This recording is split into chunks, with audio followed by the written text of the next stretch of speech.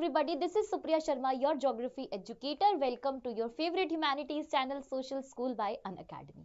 और आज की वीडियो में हम लोग नया चैप्टर शुरू करने जा रहे हैं जिसका नाम है जियोमॉर्फिक प्रोसेसेस। अब ये जो चैप्टर है ये बहुत बड़ा चैप्टर है, तो इस चैप्टर को हम दो पार्ट्स में करेंगे ताकि आपके लिए थोड़ा सा इजी हो जाए। Right, so let's just start. देरी किस बात की है? अगर इससे पहले वाले चैप्टर्स की मैं बात करूं तो हमने एक तरीके से ये पढ़ लिया, इस प्रोसेस को समझ लिया कि ये अर्थ कैसे बना है ना। हमने हर तरीके का प्रोसेस देखा, हमने ओशियंस देखा, हमने कॉन्टिनेंट्स देखे। तो उसी में आज फर्दर हम आगे बढ़ेंगे और देखेंगे इन सारी चीजों के बाद किस तरीके से हमारे अर्थ पर बाकी मूवमेंट्स या बाकी प्रोसेसेस होते रहे हैं। So let's just start. After learning about how the earth was born, how it evolved, its crust and the other inner layers, है ना, हमने सब तरीके की चीजें पढ़ ली कि क्रस्ट कैसे बना, लिथोस्फीयर क्या है, एस्टेनोस्फीयर क्या है, वोल्केनिक इरप्शन क्या है, अर्थक्वेक कैसे आता है, टेक्टोनिक प्लेट्स कैसे आपकी जो है कोलाइड करती हैं, and the other information on the earthquake, the form of volcanics and about the rocks, minerals and the crust is composed of. It is time to know in the detail about the surface of the earth on which we live. अब जिस पर हमारी life है, जिस पर आप और मैं अभी प्रेजेंटली खड़े हैं, बैठे हैं, अपना जो भी काम सारा करते हैं वो इस अर्थ पर, इस सरफेस पर करते हैं, और उसी के बारे में जो है अब हम यहाँ से चीजों को और बेहतर और डीपली पढ़ना शुरू करेंगे। So let's just start with the why is earth uneven. आपको भी लगता होगा कि अनइवन की वजह से, जब हम मिनरल्स की बात करते हैं, जब हम रिसोर्सेज की बात करते हैं, तो कुछ एरियाज ऐसे हैं जहां पर बहुत ज्यादा रिसोर्सेज हैं, कुछ एरियाज ऐसे हैं जहां पर बिल्कुल ही रिसोर्सेज की कमी है ना। तो ये सिर्फ रिसोर्स या मिनरल्स में नहीं, बहुत सारी चीजों में हमें अर्थ जो है वो अनइवन देखने को मिलती है। So the earth surface has varied landform due to combine of endogenic, यानी कि जो इंटरनल फोर्स है जिससे आपके अर्थक्वेक, वोल्केनिक इरप्शन ये सब होता है। दूसरा है आपके पास एक्सोजेनिक, जो कि आपका एक्सटर्नल फोर्स होता है, जैसे कि वेदरिंग है ना, क्लाइमेट की वजह से कुछ सक्सेस हो रहा है तो वो आपका एक्सोजेनिक, और दूसरा है आपका एंडोजेनिक जो कि इंटरनल फोर्स है, जो कि अर्थ के अंदर से लग रहा है, एक जो कि अर्थ के सरफेस पर है। Simple. Exogenic forces such as weathering, river, glacier, wind, waves wear down in the high areas like degradation। क्या बोल रहे हैं कि जो आपके एक्सोजेनिक फोर्स है, यानी कि जो आपके एक्सटर्नल फोर्सेस है, जिसमें क्या हो गया, वेदरिंग हो गया, बारिश आ रही है, पानी है, ग्लेशियर के मेल्ट होने से तो अलग अलग लैंडफॉर्म्स बनते हैं, अलग अलग लैंडफॉर्म्स पर अलग प्रोसेस और अलग अलग लाइफ है। इसी तरीके से deposit sediments in the low lying areas and the overall leveling of the earth surface by erosion and deposition is called gradation। क्या बोल रहे हैं? आपने जैसे सॉइल इरोजन छोटी छोटी क्लासेस में पढ़ा होगा, तो हम क्या पढ़ते हैं सॉइल इरोजन में कि सॉइल का जो है डिप्लेक्ट हो जाना, सॉइल का थोड़ा धीरे धीरे करके डिक्लाइन हो जाना। तो ऐसे ही जब हम बोलते हैं कि ओवरऑल जो हमारी अर्थ सरफेस पर जितनी भी चीजें हैं, जितने भी हम बोल सकते हैं प्रोसेस होते हैं, वो सारों का धीरे धीरे हम बोल सकते हैं इरोजन हो जाना, due to weathering, due to river, glacier melting, wind, किसी भी तरीके से रनिंग वाटर की वजह से, उसको हम क्या बोल रहे हैं, ग्रेडेशन बोल रहे हैं। क्यों? क्योंकि एक बड़े लेवल पर है। देन एंडोजेनिक फोर्सेस, जो कि इंटरनल फोर्स है, driven by the energy from the earth continuously uplift deform the crust. आपको पता है कि जो, जैसे मान लीजिए कि अगर ये सरफेस है और सरफेस के अंदर से जो हीट है, आपको पता है ना, जब हमारी अर्थ बनी तो एक बहुत ज्यादा मतलब बोल सकते हैं कि हीट जो है वो प्रोड्यूस हुई थी, और वही हीट जो है आज भी नीचे से निकलती रहती है। अर्थ का जो क्रस्ट है जिस पर हम लोग, हमारी लाइफ पॉसिबल है, उसको कहीं ना कहीं किसी ना किसी वजह से चेंज करती रहती है ड्यू टू देयर हीट, और वो बहुत ज्यादा जो इंटरनल फोर्स है। ठीक है। Since uplift and deformation occurs continuously, exogenic forces can never completely level the earth surface। और इसी वजह से जो हमारा एक्सटर्नल फोर्स है, दैट इज कौन सा आपका एक्सोजेनिक फोर्स, वो भी चीजों को चेंज करता रहता है। अब जब नीचे से एंडोजेनिक फोर्स अपनी हीट, अपने प्रेशर के साथ जो है हम बोल सकते हैं कि चीजें चेंज करता रहता है, उसकी वजह से जो है बहुत सारे क्रस्ट में चेंज आते हैं। तो ऐसे ही जो एक्सोजेनिक फोर्स है वो भी आपका कभी भी हम बोल सकते हैं कि एक लेवल पर नहीं आ पाता। इसीलिए आप देखो हमारे यहाँ पर हिमालयज हैं, हमारे यहाँ पर प्लेटूज हैं, हमारे यहाँ पर हिल्स हैं, है ना, हमारे यहाँ पर प्लेन रीजन भी हैं, डेजर्ट भी है। So the constant interaction between endogenic and exogenic forces keep the earth surface dynamic and irregular. और इन्हीं दोनों फोर्सेस की वजह से जो है हमारा ये जो अर्थ है वो कंप्लीटली अनइवन है। सिंपल। क्योंकि आप पूरे अर्थ को कहीं भी घुमा के देख लीजिए, आपको अलग अलग लैंडफॉर्म्स दिखेंगे, अलग अलग लाइफ दिखेगी, अलग अलग कल्चर देखने को मिलेगा, और उसके पीछे कहीं ना कहीं एंडोजेनिक और एक्सोजेनिक दोनों फोर्सेस का बहुत बड़ा रोल है। आगे बढ़ते और बात करते हैं आपके जियोमॉर्फिक प्रोसेस, यानी कि जो हमारे चैप्टर का टाइटल है, इसका मतलब क्या होता है। सिंपल अगर मैं बताऊं, ये डेफिनेशन दी गई है, डायरेक्ट डेफिनेशन आपके एग्जाम में भी पूछी जाती है। Geomorphic processes are the endogenic and exogenic forces and that action produces physical stress and chemical changes in the earth material। क्या बोल रहे हैं कि जो दोनों हमारे पास फोर्सेस हैं, एंडोजेनिक और एक्सोजेनिक, उसकी वजह से जो चेंज हो रहा है ना, जो हमारे अर्थ क्रस्ट पर चेंज है, चाहे वो फिजिकल है चाहे वो केमिकल है, उसको हमने क्या बोला है यहाँ पर, बेसिकली जियोमॉर्फिक प्रोसेस बोला है। Then thereby modifying the configuration of the earth surface, और जिसकी वजह से हमारा जो अर्थ का क्रस्ट है, सरफेस का मतलब है जो क्रस्ट है जिस पर हमारी लाइफ पॉसिबल है, तो इसके अंदर अगर कोई चेंज हो रहा है, कोई मॉडिफिकेशन होके कोई नया लैंडफॉर्म बन जा रहा है, उसको हमने क्या बोला है यहाँ पर कि वो है आपका जियोमॉर्फिक प्रोसेस। सिंपल, यानी कि चेंज होना, फिजिकल हो चाहे केमिकल हो। आगे बढ़ते हैं। मेजर ग्रुप्स की अगर हम बात करें तो ऑफ कोर्स दो ही हैं, आपको पता है, वही इंटरनल फोर्स वही एक्सटर्नल फोर्स, इन्हीं दोनों की वजह से सब कुछ है, ठीक है। देन अगर हम बात करें एंडोजेनिक एग्जांपल्स में अगर हम देखें तो हमारे पास है डायस्टिज्म एंड वोल्केनिज्म, यानी कि वही वोल्केनिक का जो इरप्शन हो रहा है उसी की बात यहाँ पर हो रही है। देन एक्सोजेनिक फोर्स की आप बात करोगे तो जो बाहर से फोर्स लगा जिसमें वेदरिंग है ना, बारिश की वजह से, सूरज जो है सनलाइट डायरेक्टली पड़ी रहती है उसकी वजह से, मास वेस्टिंग की वजह से, इरोजन है, डिपोजिशन है कि भाई सॉइल का डिपोजिशन कहीं है, पानी कहीं से आके कहीं डिपॉजिट हो जा रहा है। जियोमॉर्फिक एजेंट्स, एजेंट्स का क्या मतलब होता है, जैसे अगर आपने देखा हो कभी, आप अगर इंश्योरेंस, आपने तो नहीं बट आपके पेरेंट्स ने इंश्योरेंस कराया होगा, तो जब हम इंश्योरेंस कराते हैं तो बहुत सारे एजेंट्स होते हैं उस कंपनी के जो हमें आके उसके बारे में बताते हैं, हमारा इंश्योरेंस करते हैं। उसी तरीके से ये जो प्रोसेस जब होता है तो इसके बहुत सारे एजेंट्स होते हैं। अब वो क्या है, उसमें आपके नेचुरल एलिमेंट्स भी होते हैं जो कि ट्रांसपोर्ट करते हैं अर्थ के मटेरियल को, फॉर एग्जांपल वाटर, वाटर की वजह से जियोमॉर्फिक प्रोसेस है क्योंकि एक जगह से दूसरी जगह मूव कर रहा है। आइस है ऑफ कोर्स, विंड है यानी कि हवा चलने से जैसे सॉइल इरोजन होता है वैसे ही आपकी अर्थ सरफेस पर भी फर्क पड़ता है। ग्रेविटी जो कि आपको अपनी तरफ अट्रैक्ट कर रही है, अपनी तरफ मतलब जमीन की तरफ आपको अट्रैक्ट कर रही है। वेव्स आपको पता है। The currents acts as a geomorphic agents, currents वही जो आपके वार्म कोल्ड करंट्स होते हैं, है ना, तो वो सारे के सारे ये क्या है आपके जियोमॉर्फिक एजेंट्स हैं। क्वेश्चन पूछा जा सकता है तो याद कर लीजिएगा। बढ़ते हैं आगे और बात करते हैं आपके जियोमॉर्फिक प्रोसेस में ही ग्रेविटी का रोल क्या है। अब यहाँ पर ग्रेविटी ही क्यों सबसे पहले आई है, बिकॉज ग्रेविटी का रोल आपने छोटी छोटी क्लासेस से पढ़ा है, साइंस में तो पढ़ते आ ही रहे हो कि भाई हम आज जो अर्थ पर खड़े हैं, है ना, जब भी आप जैसे मान लो कि अगर मैंने इस चीज को इस तरीके से नीचे फेंका तो वो नीचे ही क्यों जा रही है, क्योंकि उसके पीछे ग्रेविटी का रोल है ना। जैसे मान लीजिए कि ये है, अब मैंने क्या किया, मैंने इसको छोड़ दिया तो ये क्या है, ग्रेविटी उसको अपनी तरफ अट्रैक्ट कर रही है। तो ऐसे ही इस जियोमॉर्फिक प्रोसेस में जिसमें हमारा अर्थ का जो क्रस्ट है वो इतना बदलता जा रहा है, ये किस तरीके से ग्रेविटी इसको अपनी तरफ जो है वो रोल प्ले कर रही है। So gravity controls all downslope movements and strongly influence erosion, transport and deposition of material। क्या बोल रही हैं आप, अगर इसको देखोगे दोनों को, ये एंडोजेनिक है ये एक्सोजेनिक, एंडोजेनिक जो कि आपका इंटरनल प्रोसेस है, एक्सोजेनिक जो कि आपका बाहर सरफेस के ऊपर वाला प्रोसेस है। तो जब आप देखोगे तो ग्रेविटी का मतलब ही है कि ग्रेविटी आपको अपनी तरफ खींच रही है, तो वो उस टाइम पर भी यही होता है जब हमारे यहाँ पर लैंडफॉर्म्स बन रहे हैं या फिर कोई चेंज हो रहा है, कोई जियोमॉर्फिक प्रोसेस हो रहा है, तो उस टाइम पर ग्रेविटी क्या करती है, सारी चीजों को कंट्रोल करती है और अपनी तरफ खींचती है। अगर मान लीजिए कि कोई चीज डिक्लाइन हो रही है तो डिक्लाइन कैसे होती है, ऐसे नीचे जाती जाती है, ऐसे नीचे जाती जाती है, ऐसे नीचे क्यों जा रही है वो नीचे, क्योंकि ग्रेविटी उसको अपनी तरफ खींच रही है। सिंपल है। Without gravity and necessary gradients जैसे कि slope, hydraulic gradients, pressure gradient, almost all mass transport and mainly geomorphic process would not operate. अगर ग्रेविटी नहीं होगी तो आपको किसी भी तरीके का जियोमॉर्फिक प्रोसेस होता दिखेगा ही नहीं। हम अगर रोड पर चल पा रहे हैं तो ड्यू टू ग्रेविटी, हम अगर आज खड़े हैं तो ड्यू टू ग्रेविटी। तो इसी से हमें पता चलता है कि ग्रेविटी का रोल जो है वो हमारी लाइफ में और इस लाइफ को पॉसिबल बनाने में एक बहुत बड़ा रोल प्ले है, ठीक है। तो वही चीज आपको यहाँ पर जो है वो बताई गई है कि किस तरीके से ग्रेविटी का रोल इतना ज्यादा इंपॉर्टेंट है। बढ़ते हैं आगे और बात करते हैं एंडोजेनिक प्रोसेस के बारे में। अब एंडोजेनिक क्या है, इंटरनल फोर्स है। तो अगर वो इंटरनल फोर्स है जो हमने दो टाइप्स पढ़े वही हमें यहाँ पर डिटेल में पढ़ने हैं। Energy within the earth power endogenic geomorphic process, of course earth के अंदर से जो एनर्जी है, जब हमारी अर्थ बनी थी तो आपको पता है कि वो हमने बिग बैंग थ्योरी में पढ़ा था कि भाई बहुत बड़ा एक ब्लास्ट हुआ होगा, बहुत भयंकर वाला ब्लास्ट हुआ था जिसमें बहुत सारी हीट जो है, बहुत सारी एनर्जी जो है वो रिलीज हुई होगी। तो वही हीट और एनर्जी जो है अर्थ सरफेस के अंदर है जिसको हम एंडोजेनिक प्रोसेस या फिर एंडोजेनिक फोर्स बोलते हैं।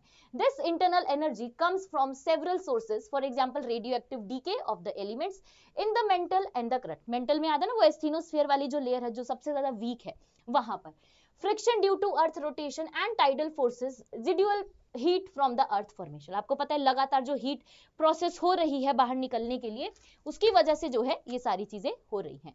Uneven distribution, internal heat and variation in the crustal strength produce differential crustal movements, hence the original crust surface becomes tectonically uneven। क्या बोल रहे हैं, अगर हम जब आज बोलते हैं कि हिमालयाज वाले रीजन में ही सबसे ज्यादा भूकंप क्यों आते हैं, क्योंकि हमें पता है कि वो आपकी एक्टिव टेक्टोनिक प्लेट का एग्जांपल है। एक्टिव टेक्टोनिक प्लेट का क्या मतलब है कि कि वो हिमालयाज की जो टेक्टोनिक प्लेट है आज भी हमारी जो इंडो वाली जो है और आपकी एशियाटिक, वो आज भी कहीं ना कहीं क्या है ऐसे टकराती जा रही है, तभी तो हिमालयाज की जो हाइट है वो बढ़ती जा रही है ना। तो इसी रीजन की वजह से क्या है, क्योंकि अंदर मूवमेंट हो रहा है, अर्थ सरफेस के अंदर मूवमेंट है, तो जिसकी वजह से बहुत ज्यादा अनइवन डिस्ट्रीब्यूशन है, और अनइवन डिस्ट्रीब्यूशन की वजह से आज भी हमें जो है टेक्टोनिकली भी चीजें अनइवन दिखती हैं।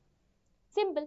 अब इसके पास आपके पास दो एक प्रिंसिपल है इसके जो काम करते हैं, पहला है आपके पास डायस्ट्रोफिज्म और दूसरा है वोल्केनिज्म। तो एक एक करके सबको समझते हैं, ठीक है।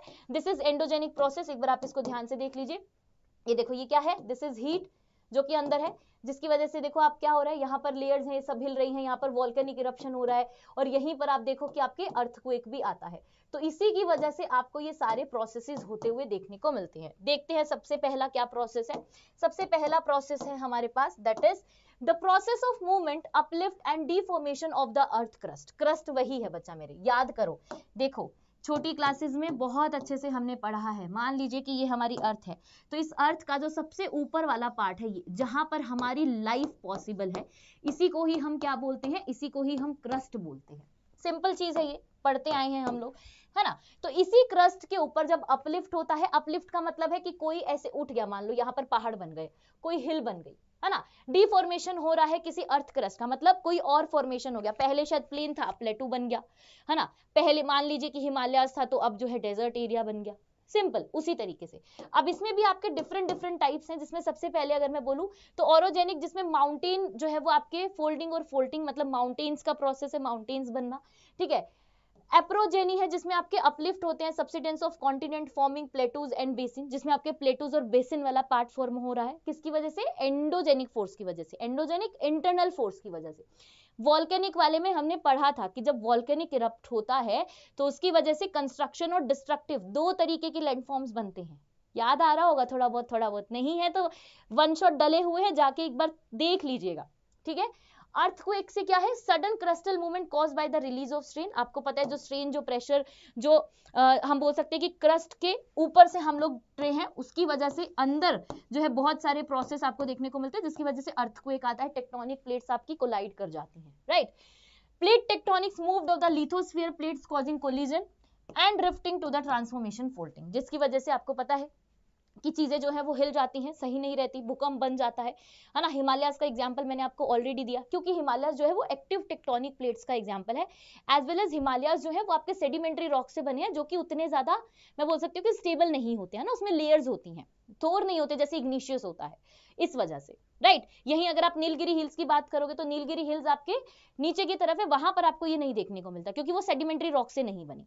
ओके, चलिए आगे बढ़ते हैं और दूसरे प्रोसेस की बात करते हैं, दैट इज वोल्केनिज्म। इसका मतलब क्या है, refers to the movement of eruption of molten rock, that is magma, from the earth towards into the surface. आपको पता ही है, पढ़ लिया है हमने ऑलरेडी। मान लीजिए कि ये वॉल्केनो है, अब यहाँ पर क्या हो रहा है, यहाँ पर जो अंदर मैग्मा है, जो हीट है बहुत ज्यादा प्रोड्यूस हो रही थी, अब एक टाइम ऐसा आएगा कि ये हीट इतनी ज्यादा हो जाएगी कि इस अर्थ सरफेस को क्रॉस करके ऐसे बाहर निकल जाएगी, है ना, इस तरीके से बाहर निकलेगी। तो यही बता रहे हैं कि वो प्रोसेस जिसमें आपका जो मैग्मा है अंदर, मोल्टन रॉक जो है आपका अंदर, वो क्या कर रहा है, वो अर्थ की तरफ बाहर आ रहा है, अर्थ के सरफेस से अर्थ के क्रस्ट पर पहुंचने की कोशिश कर रहा है।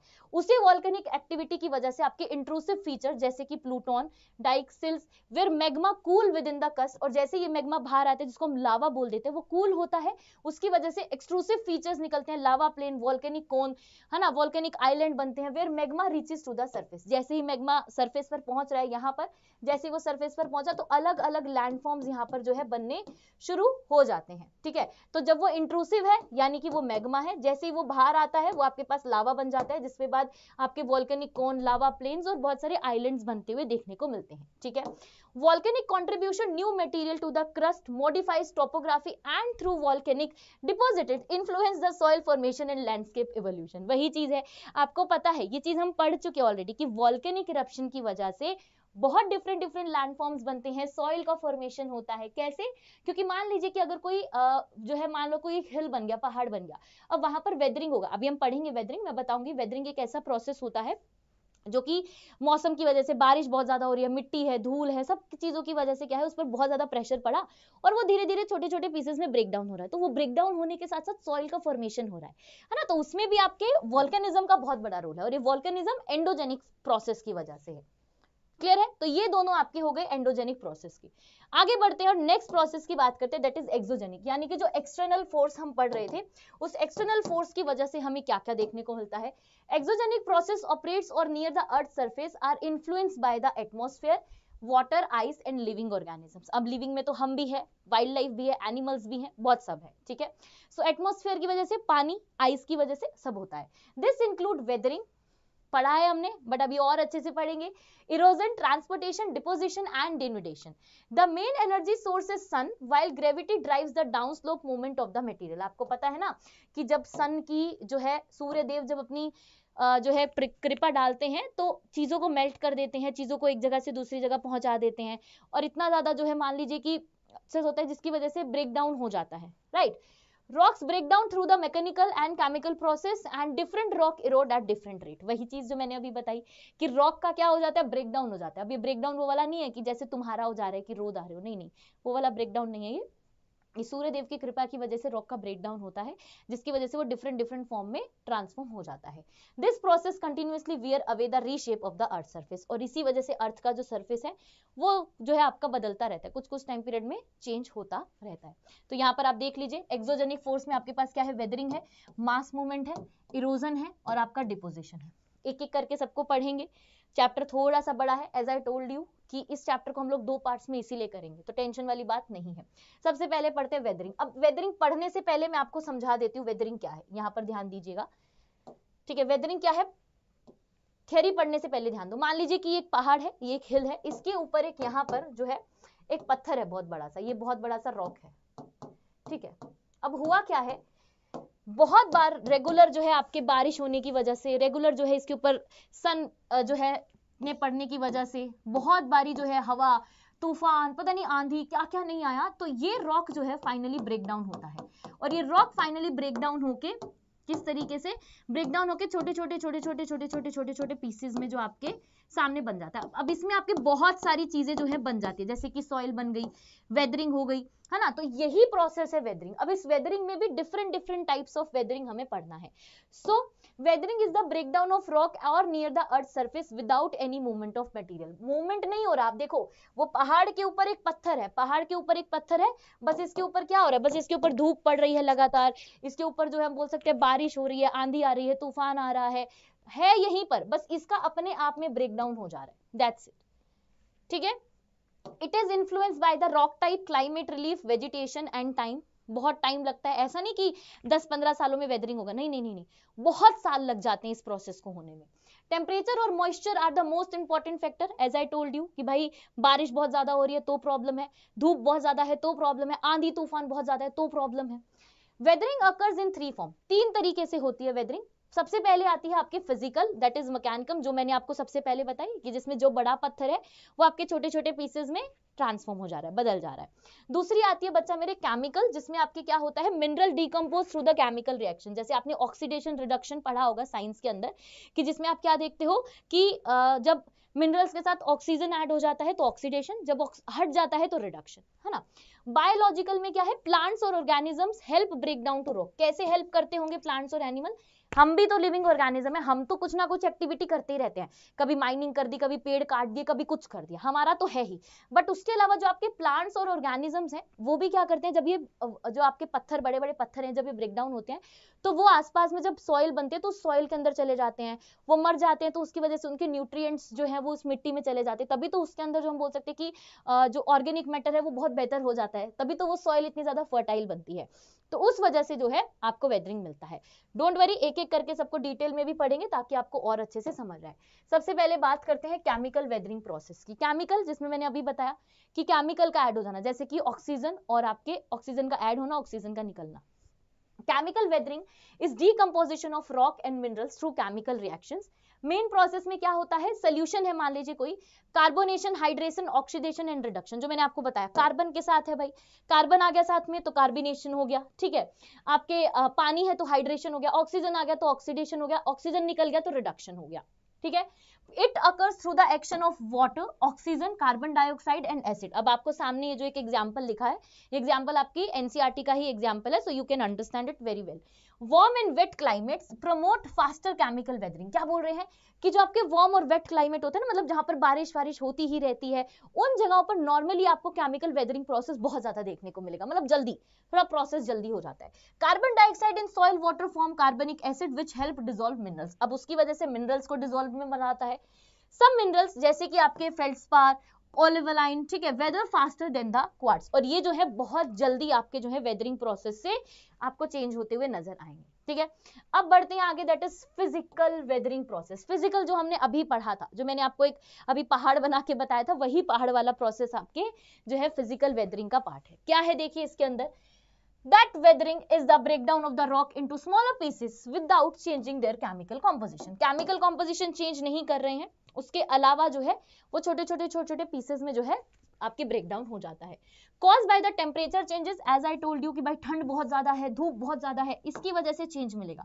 प्रेशर रिलीज हो रहा है ना, अंदर से भी आपको पता है एंडोजेनिक है, अंदर से भी कहीं ना कहीं प्रेशर, और ऊपर से जो बारिश है, तूफान है ना, बर्फ पड़ रही है, जो भी सारी चीजें हैं उन सब की वजह से भी प्रॉब्लम है। सॉल्ट क्रिस्टलाइन ग्रोथ की वजह से और ग्रेविटी की वजह से जो है आपको ये देखने को मिलता है। And repeated expansion and contradiction due to heating and cooling create cracks in rock. और आपको पता है गर्मी है तो भाई बहुत ज्यादा हीट है, फिर सर्दी आ जा रही है तो ठंड, तो उसकी वजह से ये प्रोसेस इतना लंबा चलता है कि धीरे धीरे उस पत्थर के अंदर जो है ब्रेकडाउन होना शुरू हो जाता है, और जैसे ही वो ब्रेकडाउन होना शुरू होता है तो आपको वेदरिंग दिख जाता है। Unloading, that pressure release cause rocks to expand and peel off in layers.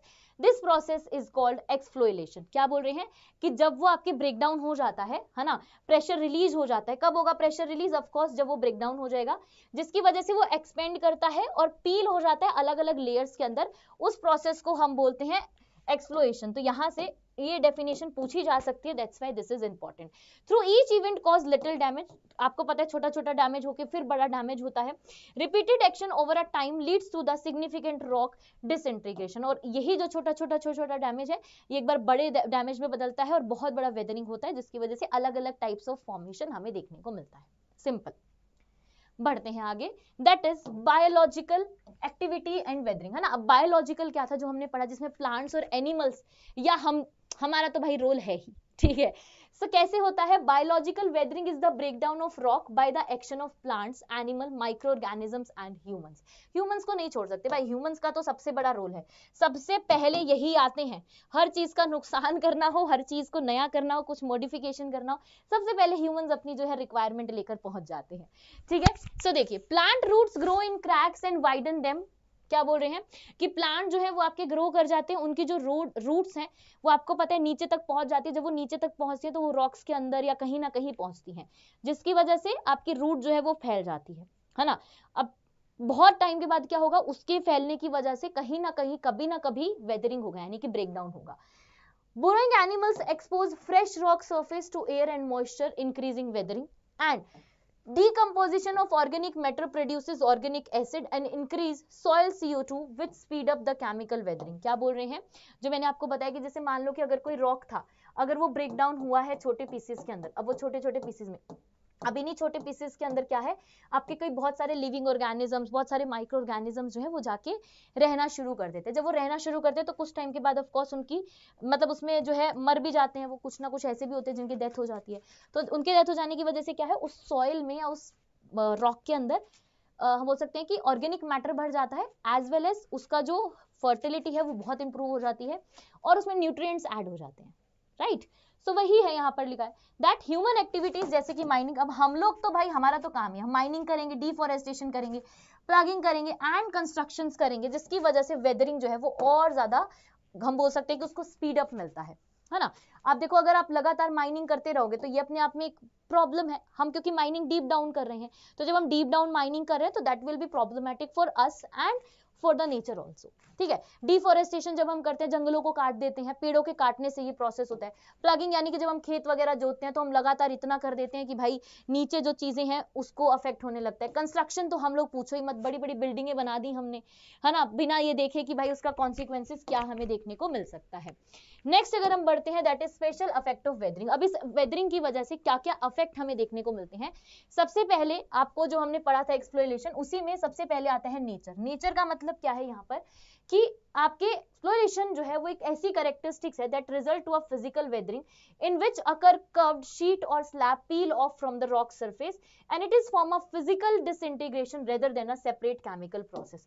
अब जब हमने वेदरिंग पढ़ा था तो मैंने बोला था कि एक बड़ा पत्थर छोटे छोटे पीसेस में ब्रेक डाउन हो रहा है, बट वो अपनी केमिकल कैरेक्टरिस्टिक्स नहीं चेंज कर रहा, वो फिजिकल में चेंज हो रहा है, मतलब उसकी जो फिजिक है जो बड़ा था अभी तक वो छोटे छोटे पीसेस में हो गया, बट केमिकल कॉम्पोजिशन आज भी उसका सेम है, उसको हमने क्या बोल दिया यहाँ पर नेचर। नेक्स्ट आता है हमारे पास कि इसका कॉज क्या होता है। This thermal expansion and contraction, pressure release, unloading following removal of overburden and differential expansion between rock layers and the common cause of exploration। ठीक है, तो इसकी वजह से अलग अलग लेयर्स बन जा रही हैं एंड लैंडफॉर्म जो आपको बनने को मिलेगा, मतलब इस वेदरिंग की वजह से जो लैंडफॉर्म में आपको दिखेगा that would be exploration produce smooth and rounded surface that domes that is common in exposed volcanic rock such as granite and tours isolated rock outcrops formed by the differential weathering। तो इस तरीके के landform जो है वो आपको different different देखने को मिलते हैं। ठीक है, तो ये एक्सप्लोरेशन जो हमने कहाँ पढ़ा था, फिजिकल वेदरिंग में पढ़ा था, उसी का ये इफेक्ट जो है आपको यहाँ पर बताया गया है। ओके, डन है, आई थिंक क्लियर होगा। ठीक है, आगे बढ़ते हैं। इसी में बात करें अगर हम सिग्निफिकेंस की, अब सिग्निफिकेंस देखो वेदरिंग का बहुत है, हमें लग रहा है कि ब्रेक डाउन हो जा रहा है किसी ना किसी भी रीजन की वजह से हो, बट इसका हमारी लाइफ पर, हमारे जिस पर लाइफ पॉसिबल है पर उस पर सिग्निफिकेंस बहुत है। कैसे? वेदरिंग जो कि ब्रेक डाउन कर रहा है रॉक को स्मॉलर पीसेज में, जिसकी वजह से आपको जो है पेरेंट मटेरियल फॉर सॉइल के लिए मिल जाता है। आपको पता है ना, सॉइल जब बनती है तो उसका पेरेंट रॉक देखा जाता है, तो कहीं ना कहीं जब वेदरिंग हो रही है तो वेदरिंग की वजह से उस सॉइल टाइप के पेरेंट रॉक हमें मिलता है और उससे फिर वो सॉइल का फॉर्मेशन होता है, जो कि हम नेक्स्ट वाले पार्ट में पढ़ेंगे। It make rock loose and weak helping erosion and mass wasting, है ना। अब इसकी वजह से आपको पता है भाई ऑब्वियसली डिक्लाइन तो होगा, इरोजन तो होगा ही जब ब्रेक डाउन होगा, and that influence soil formation, उसी की वजह से सॉइल फॉर्मेशन होता है, वेजिटेशन की ग्रोथ होती है और बायो में डिस्ट्रीब्यूशन देखने को मिलता है। Weathering can concrete valuable minerals such as iron, manganese, aluminium, copper, making them economically important. अब भाई इकोनॉमिकली तो इंपॉर्टेंट है, आप देखो इसके बिना क्या हमारी आज कोई इंडस्ट्री है जो इसके बिना काम करेगी? नहीं करेगी, नॉट एट ऑल, पॉसिबल ही नहीं है। It play a key role in landscape and development and ecosystem and agriculture. तो इन सारी चीजों में अगर हम वेदरिंग की बात करें तो this will make a huge, मैं बोल सकती हूँ कि इम्पैक्ट ऑन अवर लाइफ। ठीक है, तो इसी के साथ ये जो जियोमॉर्फिक प्रोसेस का पार्ट 1 था वो यही एंड होता है। पार्ट 2 में हम आगे की चीजें पढ़ेंगे कि सॉइल फॉर्मेशन क्या है, बाकी सारी और कौन सी चीजें जो है आपकी एक्सोजेनिक फोर्स की वजह से पॉसिबल हो पाती हैं। ठीक है, चैप्टर बड़ा है इसलिए 2 पार्ट में हम इसे कर रहे हैं। तो आज के लिए बस इतना ही, मिलेंगे अपनी नेक्स्ट पार्ट 2 वाली वीडियो में। तब तक के लिए वीडियो कैसा लगा जरूर कमेंट सेक्शन में बताइएगा। मिलते हैं नेक्स्ट वीडियो में, bye bye and take care.